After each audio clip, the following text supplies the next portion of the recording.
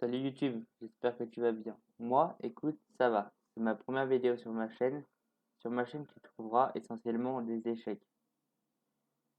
Pour, pour ma première vidéo, j'ai décidé de faire une partie commentée et de t'expliquer la stratégie pour bien débuter une partie.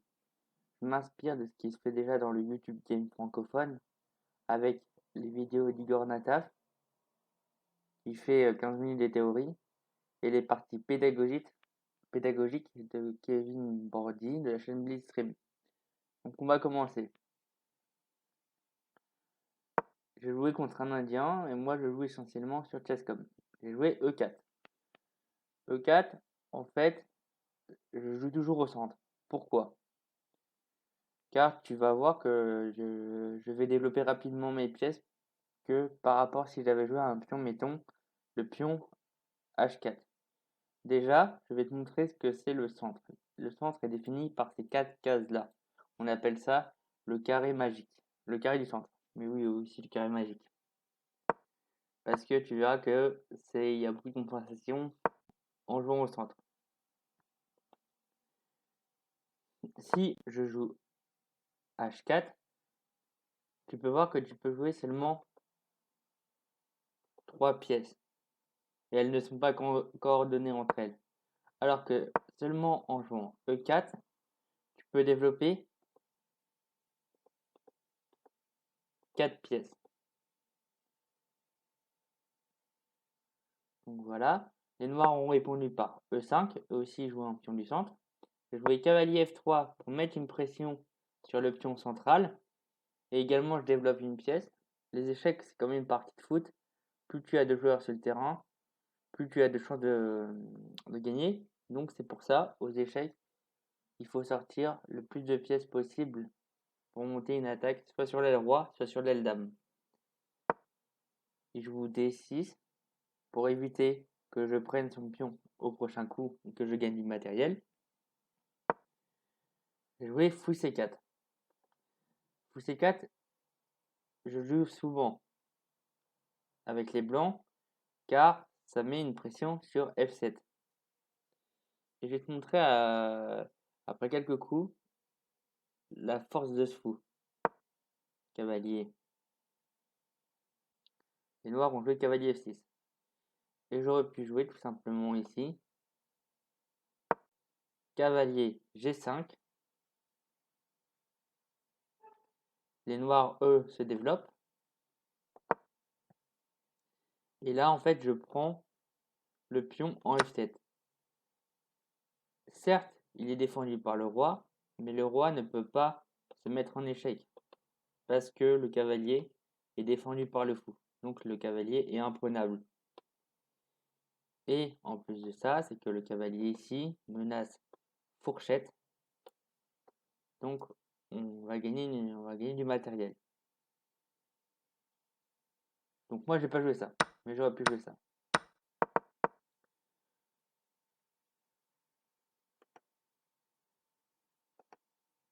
Donc on a sorti tous les deux nos cavaliers.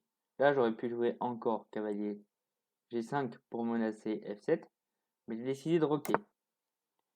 Les noirs, eux, ont joué cavalier A5 pour m'attaquer mon fou. Mais en fait, c'est pas terrible. Moi j'en ai profité, j'ai décidé de ne pas échanger mon fou. Donc j'ai décidé de mettre mon fou en E2. Et en fait, tu vois ici, le cavalier ici a deux défauts. Le cavalier au bord, souvent, c'est rarement bon dans l'ouverture parce que ça contrôle très peu de cases. Ça en contrôle 4 seulement. Alors qu'ici, le cavalier central, mettons le cavalier en C3, contrôle 2 fois plus de cases.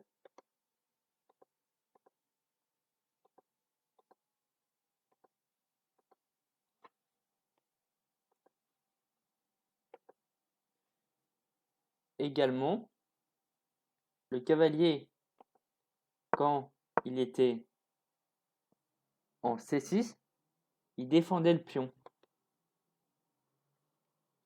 E4, E5, et il mettait de la pression sur la case D4. Alors moi j'en ai profité. Du coup c'est pour ça que j'ai joué fou E2. Les noirs jouent fou E7 pour se développer. Et là j'ai joué D4. Et là j'ai deux attaquants sur le pion E5. Et les noirs, eux, ont une défense seulement sur le pion E5. Il faut que tu comptes aussi quand tu joues une pièce sur une case ou que tu veux prendre une pièce adverse, tu comptes combien il y a d'attaquants et de défenseurs. Donc les noirs, eux, ont pas fait attention, ils ont roqué. J'ai pris le pion pour avoir du matériel de plus.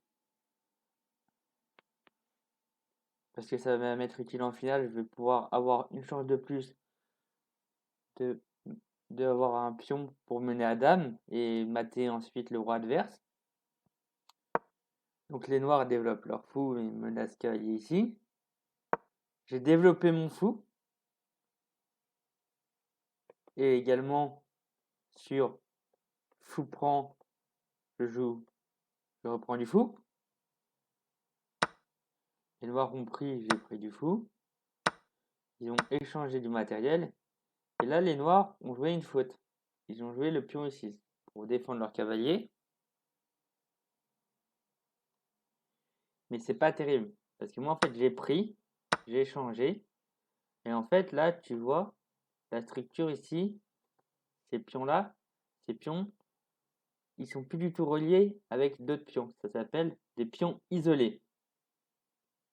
Parce que quand ils étaient ici, ce pion-là et ce pion-là pouvaient se défendre mutuellement. Alors que maintenant, ce sera impossible. Et en plus de ça, j'ai créé des pions doublés. Les pions doublés, c'est comme ça, deux pions sur la même colonne. Et c'est souvent pas bon. Parce que ça va mettre beaucoup de temps pour avancer et défensive. Et pour se défendre, c'est très compliqué. Il faudra les défendre avec une pièce. Donc, j'ai joué F3 pour défendre mon pion, pour garder mon avantage matériel. Les noirs jouent A4. Tout simplement, je voulais condamner ce pion-là. Je voulais pas qu'il joue H3 et qu'après potentiellement il attaque mon pion et si j'échange, c'est moi qui aurais des pions doublés et des pions isolés. Donc moi je voulais pas avoir la même structure. Moi je voulais garder mes trois pions ici qui sont très forts quand ils sont liés. Donc j'ai joué A3 pour que le pion noir ici ne pourra plus avancer de la partie du moment qu'il y a le pion en A3. Les noirs jouent ça. J'ai joué cavalier ici pour attaquer pion autour. J'ai gagné le pion. Et là, c'est un autre coup critique de la partie. J'ai vu que j'attaquais le fou avec ma tour. Mais je me suis dit, comment le fou est défendu? Il est défendu seulement par cette case-là, par ce cavalier. Alors, je me suis dit, est-ce qu'il n'y a pas un moyen d'enlever la défense du fou pour ensuite pouvoir le prendre et gagner une pièce? Alors, ce que j'ai fait, c'est que j'ai joué E5. Et là, en fait, je menace au prochain coup de prendre le cavalier. Et donc, les noirs n'ont pas le choix de perdre une pièce, parce que soit ils bougent leur fou, je prends le cavalier, et si les noirs jouent leur cavalier, mettons en E8, je ferai tour prend fou, car j'ai éliminé la défense. Donc après ici, je vais arrêter ici la partie. Je l'ai gagné en finale, après j'ai tout échangé. Oui, aussi, quand tu as un avantage matériel, échange les pièces, car ça va être plus facile pour toi d'amener un pion à dame, et également ça enlève tout contre-jeu pour l'adversaire. Et par contre, si tu as du matériel en moins et que tu veux continuer à te battre, garde le plus possible ton matériel pour essayer de faire des menaces et essayer de rattraper ton retard matériel.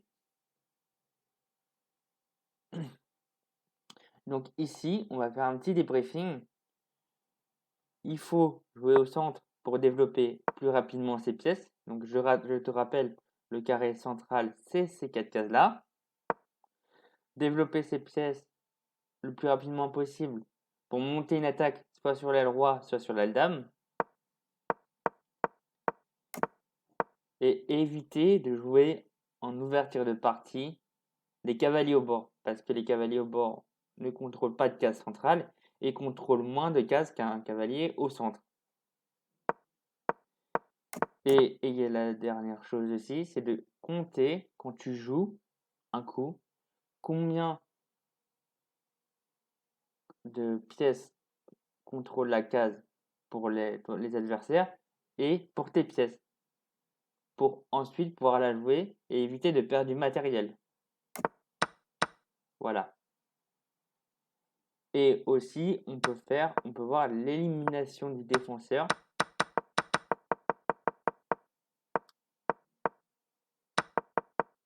Ici, par la poussée E5.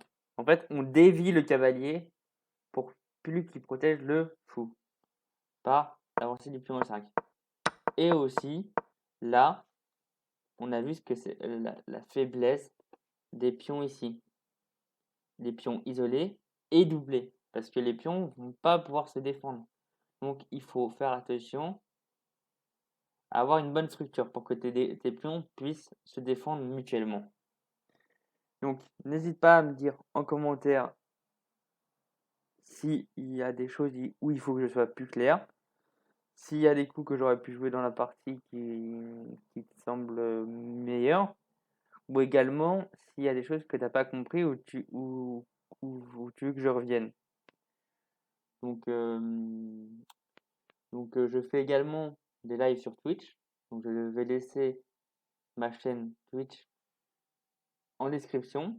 Je te souhaite une excellente journée. Allez, ciao!